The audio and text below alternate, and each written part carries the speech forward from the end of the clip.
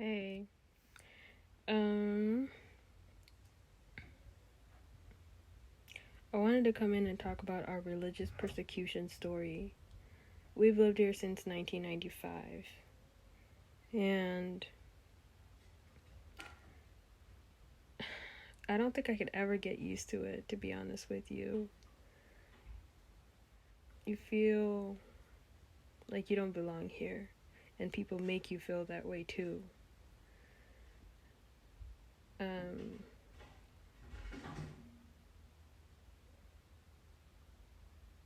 I was about a baby up to 6 or 7 years old when this was going on.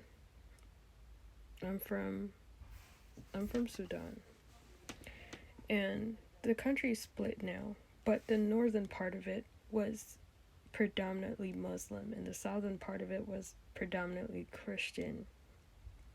The Christians were being killed. It was either choose to be Muslim or die. We didn't want to. My family didn't want to, so we were always on the run, always hiding, going to neighboring countries, just trying to live a normal life. We chose Jesus. And being that young, I do remember the violence, the killing. And that's why when there's 4th of July here in the United States, I can't be out. I don't want to listen to that. It brings me back to that. You would think that kids wouldn't remember something like that, but they do. My family doesn't participate in anything to do with fireworks, just because those noises sound like bombs, the bombs that we heard going off. I'll never forget it. I think we were boarding a plane once, and you could see bombs going off. You could see fires. That's how awful religious persecution is. You don't have the right to pray. You don't have the right to read a Bible. And I don't think people know how severe it is. It forces you to move. It forces you to pick up your life. It forces you to pick up and move and leave everything that you have. And you're never the same. You're never the same. So, when people ask me questions like, are you saved? Or treat me like I don't know God, they just don't know like where we come from or what we've been through. It's actually very offensive because it was God who rescued us. It was God who saved us. It was God who made the opportunity for us to make it here. It took like 2 years. We were in a refugee camp. My dad didn't want to come here. He's a pastor. He was in danger. They were trying to kill him too. But he decided, you know what?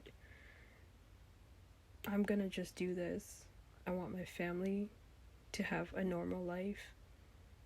And I'm just gonna try to get them here if it's the last thing I do. He tells me things like the Muslims used to actually chop people's arms off if they didn't convert. They would give you a choice, convert or die. So you can see a lot of Sudanese people back home or even here without arms. I remember going into hiding a lot. I know my family built this like underground sand igloo. And I don't know what time it would be. I don't remember the time exactly, but I remember It would be around the afternoon. There would be men just shooting down at us, shooting down at civilians. I think I was taking a nap one time, and there was nobody in the house. I think it was me and one of my sisters. I don't remember which one, but nobody was in the house, and we had to find our family. We couldn't stay in there. So I remember getting out and just seeing chaos, people running, screaming, and then looking up and seeing men in like this army uniform. And I knew it couldn't be our people doing this. Why would our people kill us? So I knew it was the northern part killing us. And I remember seeing my aunt from a distance. We grabbed a hold onto her, but before that, there were like guns flying. And I remember that those bullets flying past our heads. We ducked down and it missed us by a few seconds. So that's what my childhood was like. It was just a lot of running, hiding, starving. I mean, there were some good parts, like, yeah, you made friends, but you just knew that you're not going to see them for much longer because you were going to have to move again. So I do appreciate the friends that I made, even if it was just a short time. But I remember the sand igloo, going under it, finding the entire family there. I didn't even know my family made one.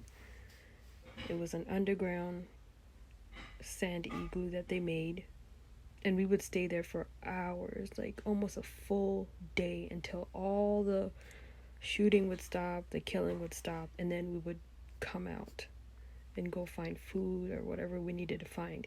But that would happen pretty much on a daily basis, sometimes for hours and hours on end. So there was a massive killing. We had to get out of Sudan, and we did multiple times. Religious persecution is serious. It's bad. And we do still have a lot of family there. Majority of our family lives there. And they're always moving too. They're moving to Uganda, they're moving to Kenya, because Sudan is not safe. Even though the country split in half, it's not that safe. There's still a lot of chaos. So I think if we would have stayed, we would have died, to be honest with you. Because when I had my epileptic seizures, there was no medication. And then my sister's ribs were already showing because of starvation. I just feel that we are blessed among a lot of people, because a lot of people didn't make it. A lot of people died. So I thank God for preserving us and getting us here. And I pray for the families who've been split and things have never been the same.